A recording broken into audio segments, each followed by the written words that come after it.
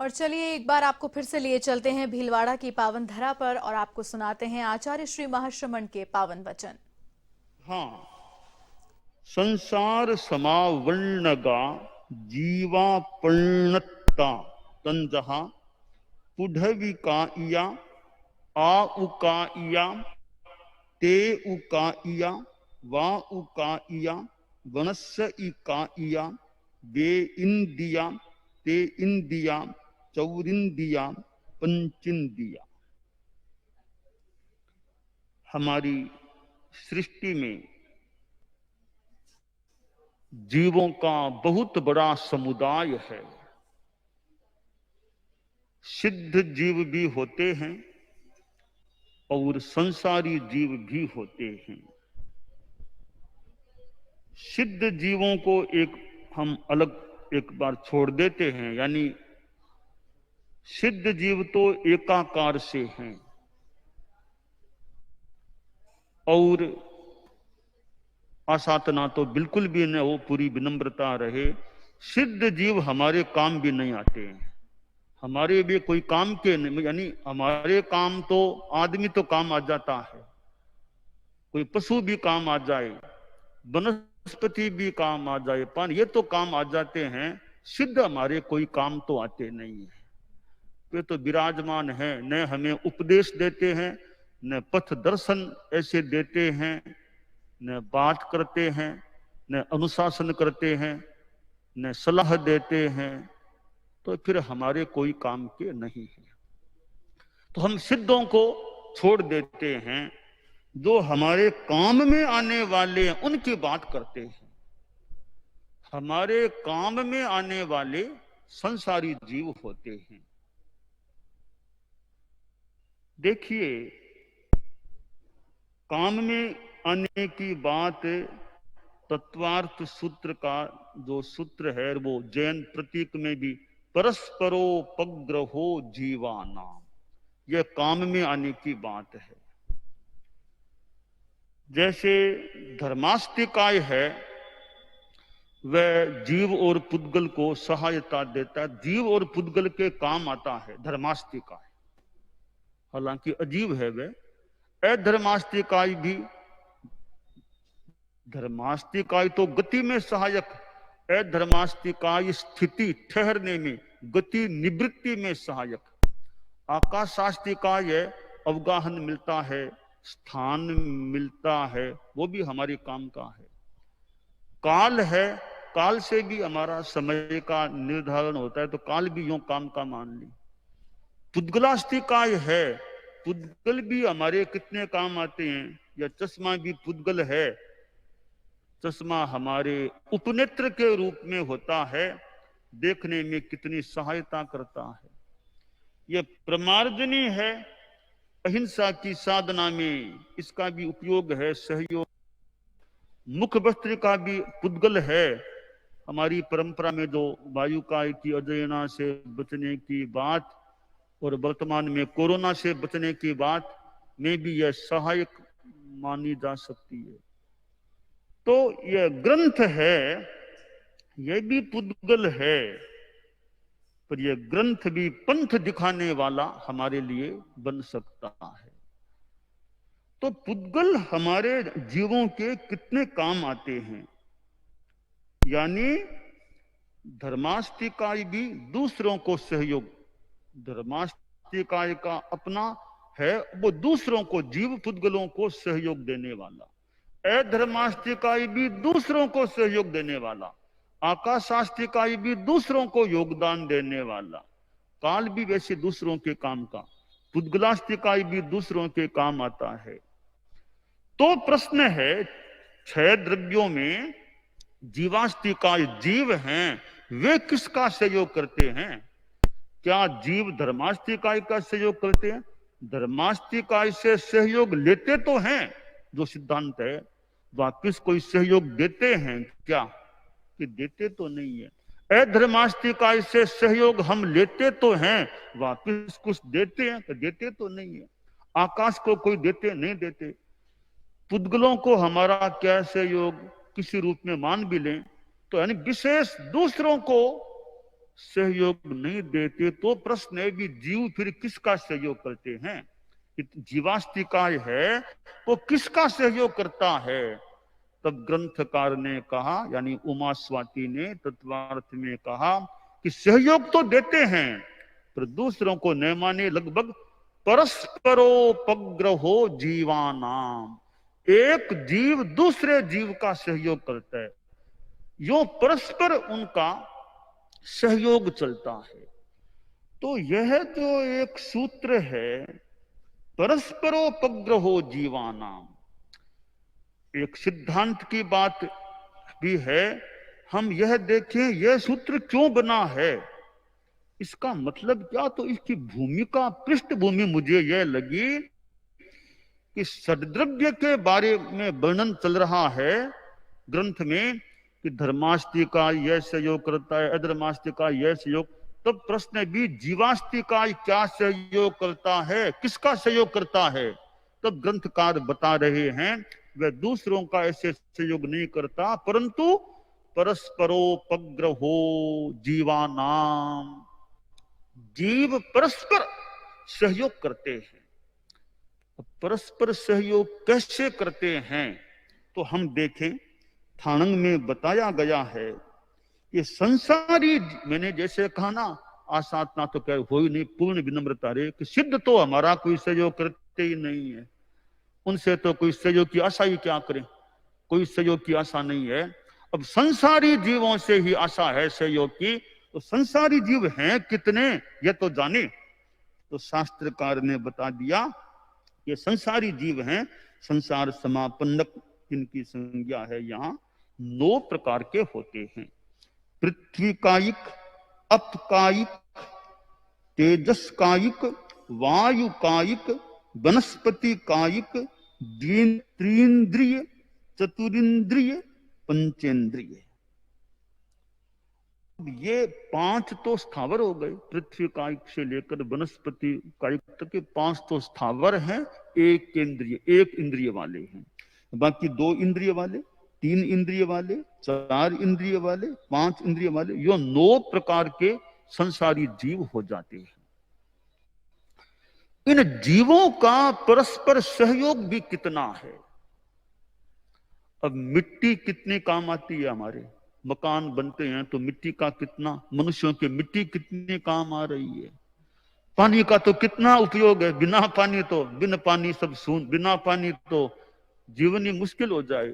तो पानी हमारे कितना काम आता है, पशुओं के भी काम आता है, मनुष्यों के भी काम आता है, वनस्पति को सिंचन देने के लिए भी पानी, तो पानी कितनों का सहयोग करता है। तो पानी भी हमारा सहयोग करने वाला। और हम देखें मनुष्यों में हवा है, हवा कितने काम आती है। हवा न आए तो सोना, नींद लेना मुश्किल हो जाए, बिल्कुल हवा न हो तो जीना ही मुश्किल हो जाए। तो हवा तो हमारे मनुष्यों के क्या औरों कितने काम की है, तो वायु का हवा कितने काम की है। और हम अग्नि को देखें, अग्नि कितने काम आती है, भोजन बनाना आदि आदि कितने कामों में अग्नि का उपयोग होता है। अग्नि भी काम की चीज है, वायु भी काम की, वनस्पति का तो कितना काम का, खाने में तो कितना वनस्पति का ही काम आता है। फुल्का खाओ, गेहूं चाहिए, बाजरे चाहिए, चना, तो ये वनस्पति कितने काम आती है। फिर फ्रूट्स चाहिए, आम खाओ, अंगूर खाओ, केला खाओ, पपीता, वनस्पति कितने काम आती है। तो वनस्पति का कितना हमारे लिए सहयोग मिलता है हमको। तो इस स्थावर काय के जीव हैं, कितने काम आते हैं। अब पशु भी आदमी के काम, मैंने कहा ना, बैरागी वो अश्व जाति पर बरनोले में वो बैठता है, तो घोड़ा घोड़ी ये कितने शादी होती है संसार में, अश्व जाति कितने। और भी यात्रा में अश्वारोही, अश्व पर बैठकर यात्रा करने वाले, तो अश्व कितने, अश्व सेना में अश्व कितने काम के होते हैं। तांगा चलता, पहले तांगा होता, तो तांगा वृद्ध आदि लोगों के स्टेशन जाने में और आने में, लाने में तांगा कितना काम आता। घोड़े कितने काम आते हैं। तो हाथी कितना काम आता है, कोई हाथी की यात्रा करे तो हाथी भी। तो पशु है, गाय कितने काम की है, कि गाय का दूध कितना काम आता है। एक कभी कभी प्रश्न आता है कि गाय का दूध तो क्यों पीना चाहिए, वो तो दूध तो बछड़े के काम का है गाय के, हम मनुष्य दूध क्यों पीते हैं गाय का। एक प्रश्न है कि क्या गाय का दूध पीना हिंसा नहीं है क्या? वो तो वत्स उसके बछड़े के लिए है, बछड़ा भले पिए, आदमी गाय का दूध क्यों पीता है? एक प्रश्न है, उत्तर सही है कि नहीं, एक कल्पना इस उत्तर की है। एक बार मेरे सामने बात आ गई, ये गाय का दूध तो बछड़े का, आदमी दूध क्यों पीता है बोलता। तो मैंने संभवतः कहा, अब बता रहा हूं कि देखिए, हम एक सामान्य विचार करें तो आदमी गाय का भरण पोषण करता है, उसको चारा आदि जो भी खिलाना करना कर, उसकी रक्षा भी करता है, घर में रखता है, ध्यान रखता है, उसकी परिचर्या भी करता है अपने ढंग की, मान लो। तो इतनी सेवा जब आदमी गाय की करता है तो वह गाय का दूध पिए तो कौन सी बुरी बात है? सेवा देता है, दूध लेता है तो बुरी बात नहीं है। कहा नहीं नहीं, बछड़ा वो तो बछड़े के लिए, माँ बछड़े की माँ है तो बछड़ा पिए, आदमी दूध क्यों पी सकता है? सेवा करे करे दूध क्यों पिए? तो मैंने कहा मान लो बछड़ा पिए, आखिर बछड़ा कितना दूध पिएगा? गाय के पास इतना कितने केजी दूध है तो एक बछड़ा कितना पिएगा? बछड़े ने मान लो पी लिया, बाकी बचा हुआ दूध आदमी पिए तो क्या दिक्कत है? बचा हुआ पीने में क्या दिक्कत है? तो कभी बछड़ा तो उसका बेटा है, संतान है, वो तो पिए, आदमी क्यों पिए? तो मैं कभी तो गो माता है, तो हम भी गाय के बच्चे ही तो हैं, गो तो माता होती है, हम भी गाय के बच्चे, हम भी गाय का दूध पी लेते हैं, इसमें क्या दिक्कत की बात है? कहा यह तो ठीक है भी, आदमी गाय की सेवा करता है, दूध पीता है, गाय को माता माता कहते हैं, तो माँ का दूध पिए तो क्या संकोच की बात है, क्या तकलीफ की बात है? यानी परस्पर सहयोग है। आदमी गाय की सेवा करता है, गाय का दूध पीता है। गाय आदमी को सहयोग देती है, आदमी गाय को सहयोग देती है। इसी तरह भैंस की बात मान लो, बकरी का भी दूध हो सकता। तो यह जीवों का परस्पर सहयोग होता है। अब घोड़े की आदमी सवारी करे तो घोड़े के लिए कितना ध्यान भी देता है, भी घोड़े की सुरक्षा का और का, उसके भोजन का, कहीं चिकित्सा का भी, पशुओं की चिकित्सा भी कराई जाती। तो यह परस्पर सहयोग की बात है। तो यह प्राणियों का परस्पर सहयोग। अब आदमी की बात करें तो आदमी आदमी में परस्पर सहयोग होता है। और परस्पर सहयोग किस रूप में हो सकता है कि देखिए, संसार में देखिए, माता पिता है, पहले बच्चा है छोटा, तो माँ बाप बच्चे की कितनी सेवा करते हैं। एकदम छोटे बच्चे को तो माँ किस प्रकार पालती है, उदर में रखती है महीनों तक, फिर लालन पालन करती है, बड़ा करती है, कितनी सेवा करती है माँ। तो माता पिता भी बच्चों का ध्यान रखता है, सब व्यवस्थाएं करता है, आर्थिक व्यवस्था और कितना काम करता है, बाहर का काम कितना पिता कर लेता है। तो खैर, माता पिता बच्चे की सेवा करते हैं। यह माता पिता की ओर से बच्चों को सहयोग दान हो गया। तो बाद में बच्चे बड़े होंगे, माता पिता वृद्ध हो गए, तो विनीत पुत्र भी माँ बाप की सेवा भी करते भी। अब माँ बाप वृद्ध हैं, उनको उनकी आर्थिक व्यवस्था, उनकी भोजन की व्यवस्था और भी डॉक्टर को दिखाना करना जो और कहीं कहीं तो मान लो भी एक बेटा तो माँ बाप के पास रहेगा, यानी माता पिता की सेवा होनी चाहिए।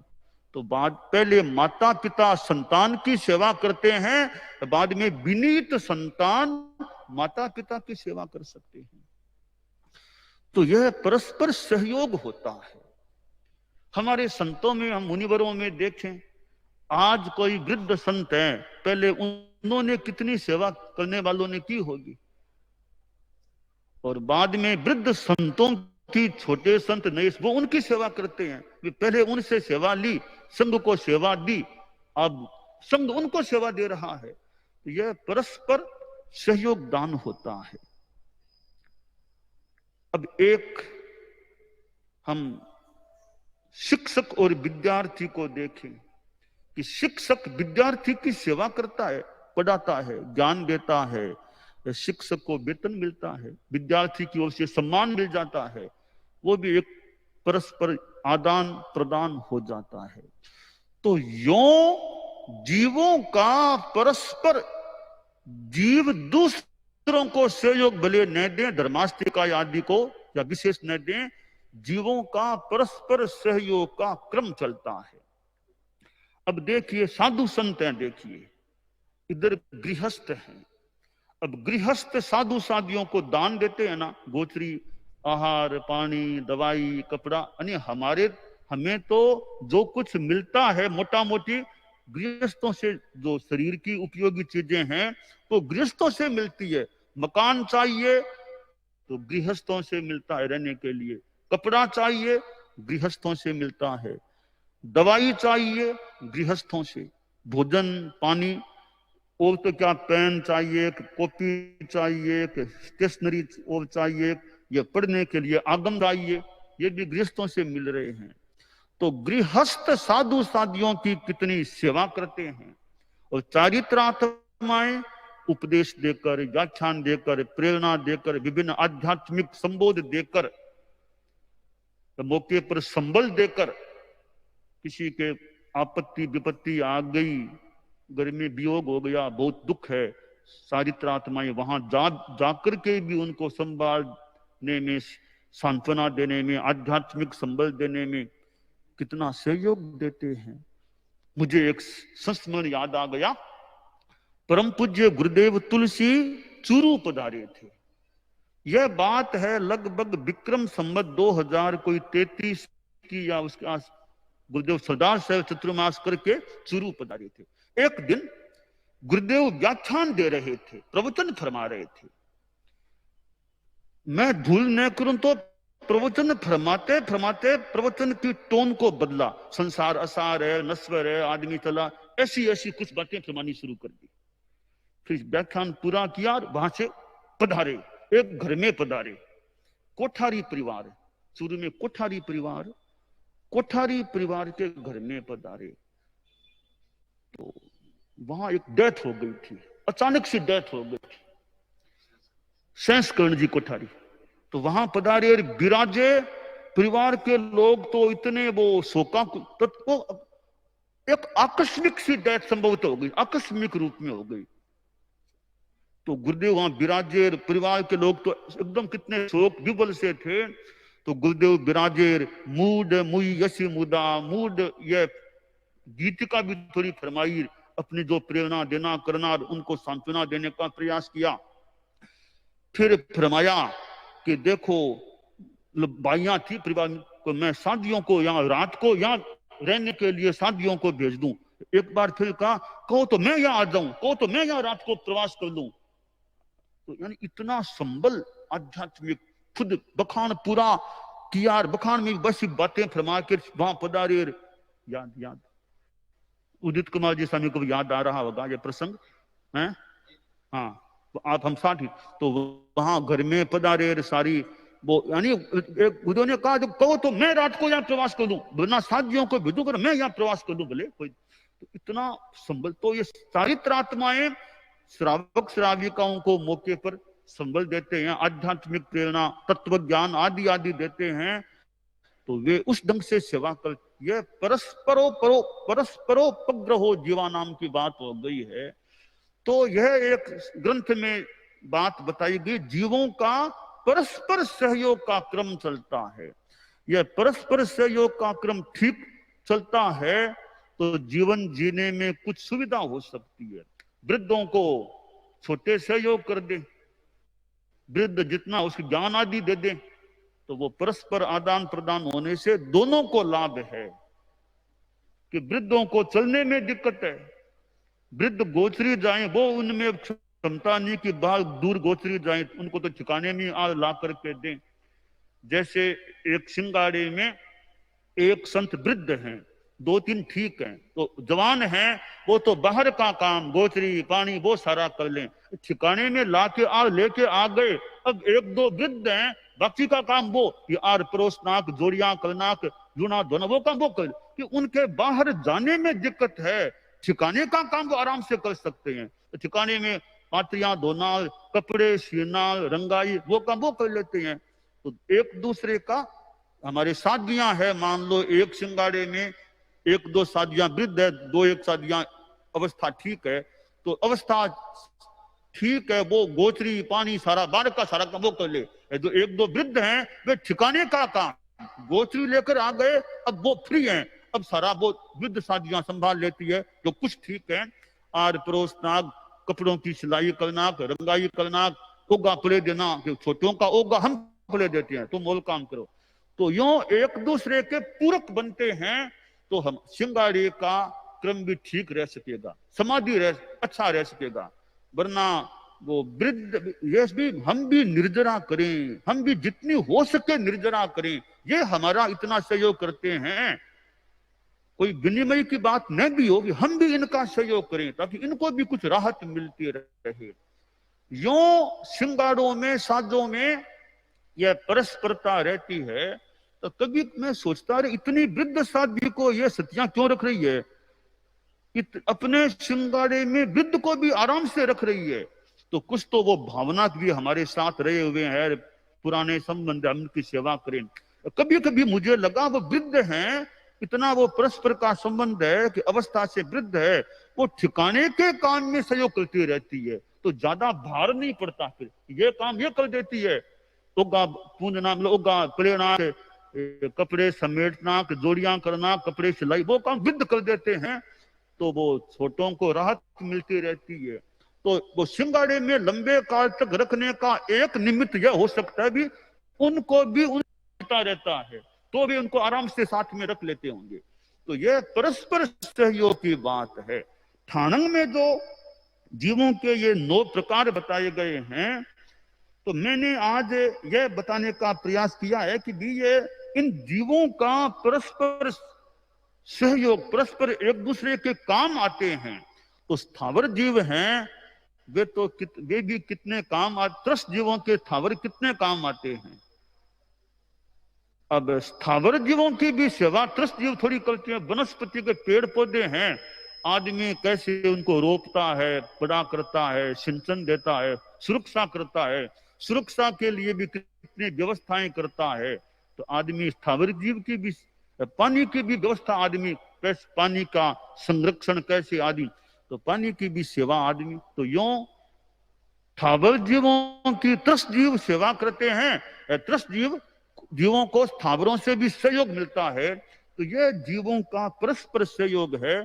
तो परस्पर सहयोग एक ऐसा सिद्धांत है, परस्परोपग्र जीवानाम, इसके कारण से परस्पर चित्त समाधि और सुव्यवस्था भी रह सकती है। दानान सिद्धम अभयपयानम सच्चे सुया अणवज्जम वयंती तवेशुया उत्तम बंभचेरम लोगुत्तमे समणेनाय पुत्र।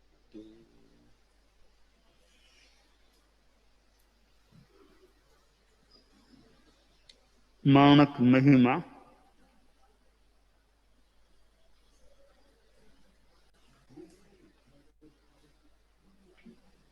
अद्वितीय अगधीरु तारे चरण धरे धर ध्यान विशंक माने तनु चरे रे जिन वाणी जन जान कुण जाने श्री मघवारी मतारे लो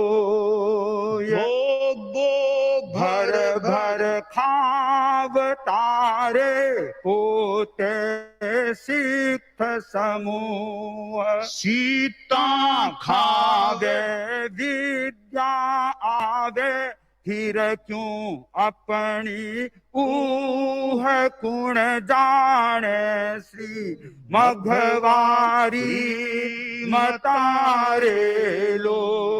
मगवागणी कालूगणी जिया मगवागणी का यहाँ संस्मरण यानी बातें पुरानी बातें फरमाता तो मगवागणी आपने धर्म संग्रह पांचवा परम पूज्य आचार्य श्री हा जिका ने बीत राग कल्प मगवा कयो गयो है। और गुरुदेव तुलसी तो बाकी शताब्दी भी जिकी महाप्रयाण शताब्दी भी वो मनायो हो। गुरुदेव लाडनों में विराजमान ना गुरुदेव तुलसी तो मगवागणी को चुंगती महाप्रयाण सरदार शहर में हुयो। जमरा की हवेली खड़ी है सरदार शहर के मायने पेड़ा है जमरा की हवेली है ये में मगवागणी को महाप्रयाण होड़ो है। तो गुरुदेव तुलसी सरदार शहर पधारिया लाडनू विरासता सरदार शहर पधारिया मन लाग्यो कि गुरुदेव के मन में मगवागणी के प्रति कुछ विशेष भाव है कि बाकी शताब्दी सरदार शहर पधार के मनाई। इरो कारण थोड़ो सो यहाँ भी गुरुदेव तुलसी कालूगणी का शिष्य हा कालूगणी मगवागणी का दीक्षित शिष्य हा। तो गुरुदेव तुलसी के मन में भी मगवागणी तो हमारे गुरु का गुरु आ मतलब दादा गुरु हो गया बिया मगवागणी पवित्र बिया विशेष कोमल। और तो गुरुदेव तुलसी बठे सरदार शहर पधारिया बठे शताब्दी मनाई गई। भाई पुस्तक निकली बीत राग कल्प मगवाय पुस्तक बुद्धमय स्वामी चार की पुस्तक भी मांदना में सामने आई। और गुरुदेव तुलसी जमरा की हवेली के मायने भी संभवतः रात्रि प्रवास भी बचे करियो। तो ओ मगवागणी को सरदार शहर के सागर संबंध है जन्म विदासर को और महाप्रयाण सरदार शहर को है। तो परम पूज्य कालूगणी पुरानी बातें फरमाता तो गुरुदेव तुलसी बीच मुनि अवस्था में सुनता भी आ दो भी तो के मगवागणी के पाप भीरुता होती पाम धरता तो ध्यान से कभी कठी कोई जीव की हिंसा नहीं हो जावे या ध्यान से पाम धरने वाला। और सीता आर की टेम सीता सीता मतलब आर परोस की टेम कहीं कणिया कोई अंश आर का नीचे पड़ जावे घालता मिलता परोसता करता नीचे पड़ जावे बोले सीता सीता बोलिया करे तो धड़ो करे। तो मगवागणी मुनि अवस्था में तो धोबा भर भर या मुठा भर सीता खा लेता कि क्यों कि सीता खाया विद्या आवे कावा सीता खाया विद्या आवे इसकी नीचे पड़ेड़ी कण खा लेता अरुगा लेता। यानी तो विनय की भावना बाकी माननी चाहिए। सीता खावे विद्या आवे खा लेता यहाँ। और हाथ धोता तो के ऊंचो हाथ को नहीं पुंचे शू ऊंचो धोयो कदे ने देखियो रे पुंचे ऊंचो हाथ। અને કાળુગણી को कथन वेला कि मैं मगवागणी ने पुंचे ऊपर शू हाथ धोता कौन देखो अने कभी आपने मेल को नहीं उतार अपने सड़ियां पड़ी है मेल मलप तो देख मेल लाग्यो पड़ो रे तो मानो मणि वो मेल भी अपना आप में भूषण है। एक कहावत सी है कि मेल तो गहनो है मेल तो गहनो है। खैर सापेक्ष बातें हो सके किसी स्थिति में कई बात हुए तो मेल से घृणा नहीं तो मेल से कोई घृणा नहीं पड़ी हुए कोई तो मेल भी रहतो मगवागणी के शरीर पर। और पसीनो पूछता तो हल्के धीरे हाथ हूं कि मूर्छा नहीं आ जाए वो भी मतलब अपनी साधना की बात अपनी प्रशंसा स्वीय प्रशंसा जब सुनी रे धर्यो उपेक्षा भाव करो न पर निंदा सुनो रे जिंदा दिली सुझाव कुण जाने श्री मघवारी मतारे लो। अपनी प्रशंसा हुए भी मैं उपेक्षा भी मैं रस नहीं लेना उपेक्षा रखनी मगवागणी की बात है। दूसरा की निंदा नहीं करनी अपनी प्रशंसा में रस नहीं लेना और दूसरा की निंदा मगवागणी की बात है जीवन की। गया विरोधी गेह मेरे खमत खामना हेत पेलो पेश तदे किया रे क्यों चिंते सुचेत। तो मगवागणी मतलब एक बार की बात है उदयपुर की बात है संभवतः अन्य संप्रदाय को ठिकानो बठ मगवागणी पधार गया बठ बखान चाल रही हो तो संत लोग मगवागणी संता संवत्सरी संबंधी खमत खा मनाए, संता संवत्सरी संबंधी खमत खा मनाए। सबसे फरमायो पाछो बठे ने शू ने तो कोई खड़ा हुआ ने वापिस खमत खामना करया। तो मगवागणी खमत खामना करके पाछा आपका अपनी ओर से अगला कर लिया, फिर आ गया, पास लौट गया। आपने संतान ने थोड़ो फूटरो को लगे कि गुरुदेव आप यहाँ क्या करे पधार गया, बे लोग तो की वापिस रेस्पॉन्स की दियो को नहीं आपने, आप खाली चला के पधार गया खमत खामना। तो माने यहाँ फूटरो को लगे मंका आचार्य अरे यहाँ कठी पधारे पाछो की समान बंको वही को नहीं रे। आखिर आप तो कोई व्यक्ति को नहीं ना, आप तो एक संग्रह प्रतीक हो, आचार्य हो। तो यहाँ खासकर डाल मुनि अर्ज करी डाल मुनि, तो आप यहाँ क्या पधार गया, यहाँ नहीं पधारना चाहिए आपने। मंका संग्रह आचार्य पधार गया, बैठो की पाछो जवाब भी कौन दियो, ने खमत खामना करया यहाँ पुत्रो। मगनी आपने आपनो काम दूसरा कहीं करो, आपनो अच्छो काम कर लेना चाहिए। ठंकी बात ठीक है, ठंकी बात भी ठीक है, यहाँ क्या चलिया जावा, पर आपने कोई बात को नहीं, आपनो काम अच्छो रखा व्यवहार क्या कहीं करे नहीं करे आपने मगवा गण को भी आपकी महानता है मतलब। और पोडाने के मायने के क्यों जा कहीं पोड़ तारे कितो निगरवी गात पनजी सरिका पार खुरे बनता बिच जा घाट। भगवा गणी का शरीर कोमल, रात ने गर्मी प्यास लाग जाऊं की बात समस्या रहती। अब रात ने पोड़ा गया पाटे पर, अब गर्मी लागर प्यास है, ठंड कठे रे। तो दुमका लेकर घूमता बठन ठंड है कि बढ़ जा सो जावा, कड़ी लाग तो ठीक है, बढ़ जाके पोड़ा जाऊंता नीचे कंबल बिछे पोड़ा जाऊंता। आचार्य यहाँ अकेला आपको दुमका दे कंबल योल कठी बिछल सो गया, पोड़ा गया, यहाँ कर लेता। तो आपने संता में रात ने बारी हुए प्रश्रवण के उठावे संता ने ना, एक बार उठने को समय हुयो ना, बे पंजी पन्नालाल जी महाराज पंजी स्वामी ना, बे संतान उठा दिया, भी उठो टाइम हो गयो ना, बे जानता बठे आ गया, जठे नीचे फुटाएड़ा ना, बे तो संत आपकी बता, अरे उठो टाइम हो गयो, उठो काम अवश्य काम करो, उठो जो भी उठो मगवा गणी के पंजी मैं हूं, पंजी में, अरे मैं कहीं करे, उठो मैं कहीं वे, उठो काम करो, पर पंजी में, अरे कहीं मैं उठो। और सन देखो रे आज गुरुदेव को पाटो खाली किया, पाटा तो पड़ा है, आचार्य जी गायब हो गए, आचार्य जी नहीं पूरा पट्टा पड़ा है, आचार्य शून्य पाटा पड़ा है। आज क्या बात है, खोजो कहा देखो अरे ये भगवा गणी ये पड़े हैं, तब बता दी गुरुदेव पढ़ाई में, तो गुरुदेव पट पंजी बोला भाई अफसोस यहाँ बोल दियो आपने, उठो यानी मगवा गणी आपके कहीं का फक्कड़ कर दिया, कहीं कर दिया, कभी आप कंबल लियो नीचे पोड़ा गया। तेरे पीछे बांको ओ लक्ष्य भी का संतान ने क्यों जगावा, संतान ने क्यों तकलीफ आप ही सो जा कटी जाके। तो यहाँ कला ढंग का आचार्य, हाँ ठीक है, बाकी तो स्थिति देखनी पड़े, खुद न जानो कि नहीं जानो, पर बाकी मगवा गणी की आवे यहाँ खुद आपका पोड़ा जाऊंता नीचे। और यहाँ विद्वान संस्कृत का जानकार रहा, ज्ञान की आसाधना नहीं करनी चाहिए। पंजी महाराज कोई संस्कृत को सरस्वत चंद्रिका कोई श्लोक और यहाँ कोई सीखता अर्थ आपका ढंग से समयम गयम माँ अर्थ को शुरू कर दियो, हो तो और अर्थ शुरू कर दियो। मगवा गण ओ कहीं गपुड़ ओ कहीं अर्थ करे, तू यहाँ करे अर्थ है कि तू बोले कहीं है, यहाँ नहीं करो, आ ज्ञान की आसाधना है। बड़ा खने सावल बासना लिया करो, यहाँ अपना ढंग से मन गणन से अर्थ कर दियो, आ ज्ञान की आशा यहाँ नहीं करना चाहिए। तो बने दंड दियो तने 5 बैठना, तू ज्ञान की आसाधना करिए, तो ज्ञान की आसाधना नहीं होनी चाहिए। लीलोती लागता तो मानो कि पसीनो छूट जाएगी, हरियाली यहाँ कला बांगी अहिंसा की कोई मानो चेतना कहीं उठत पसीनो अंग, डरता बली पाप सूर्य कंचुई जेम भुजंग।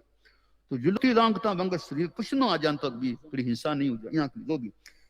और दाक्षां फरमात भरत बाहुबली को बांसता काव्य वो, तो इसी ध्वनि उठती बांके यहाँ लो तकत थराट हो जाती जो।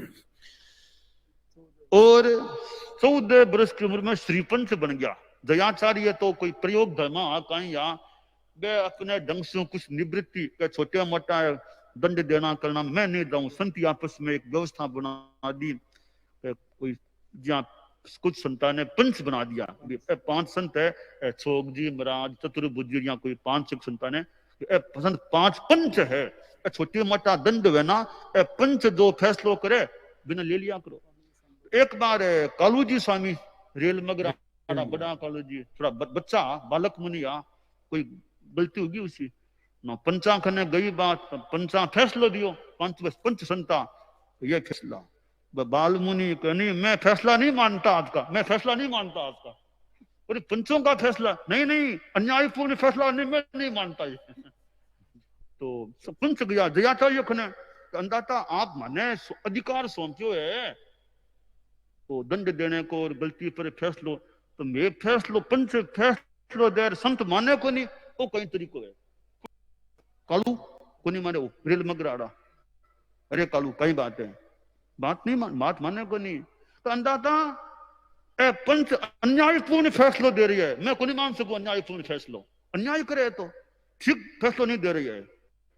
तो बाल मुनि यार बोल गया वो बच्चा, अच्छा ठीक है आप बता तो किरी बात मान सके, ए पंच मान लो गलत बात कर, ठीक को नहीं कर, न्यायपूर्ण बात फैसलो को नहीं दियो तो किरी बात मान सके, तो मगदरी बात मान ले, हाँ अंकी बात मान सको, अंकी बात मान ले, ठीक है दयाचार्य आज क्यों ए तो पंच है मगदी श्री पंच है, तो मगदी फैसलो दियो बिना वे मान लियो, कालू मुनि मान लियो, तो बाने 14 वर्ष की करीब उम्र ही मगवा की मुनि की बाने श्री पंच बना दिया गया, तो कितो गौरव बढ़ गयो मगवा मुनि को, थोड़ो सो दीक्षा प्रिया है श्री पंच यहाँ कला मगवा गणी, हाँ तो ओ मानक महिमा मानक गणी का पाठ सौंपने वाला उत्तराधिकार सौंपने वाला मगवा गणी है, मंख जीवन की भी बात है, मगवा गणी का व्रतारे में बार मानक मुनि है, तो ये वास्ते भी संबंध है बात को, तो कालू गणी के मानो मुख सु कई बातें सुनेड़ी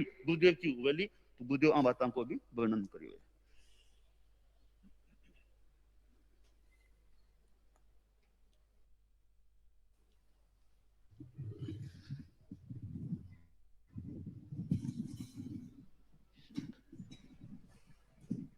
परम पूज्य प्रवर का आगम सहित माणक महिमा का आख्यान और इतनी सरसता, मन तो नहीं करता है कि पूरा हो, पर समय अपनी गति से चलता है और पूज्य प्रवर समय का प्राय ख्याल रखाते हैं। यह तेरापन धर्म संघ नंदन वन है, नंदन निकुंज है, उसमें मुनि निकुंज कुमार जी जो पहली बार पूज्य प्रवर के श्री चरणों में पूर्ण चतुर्मास कर रहे हैं, तो आज गुरुदेव से खन्ना रे आज गुरुदेव से ये 16 की तपस्या का प्रत्याख्यान कर रहे हैं। हाँ ठीक है, आज 16 पहले कितना किया है? 11। सूर्य उग गए ए भत्तठंग पच्चक खामी असनंग खाइमम साइमंग अपानंग बोशिरामी, कल सूर्योदय तक तीनों आहारों का त्याग है। अब कुछ प्रस्तुतियां हो सकेगी। सोनल पिपाड़ा अपने गीत के साथ में उपस्थित हो रही है। सोनल पिपाड़ा।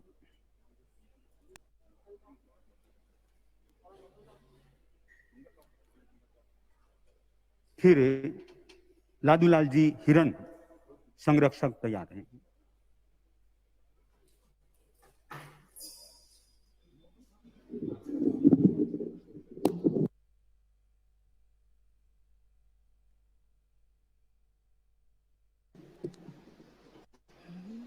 भंते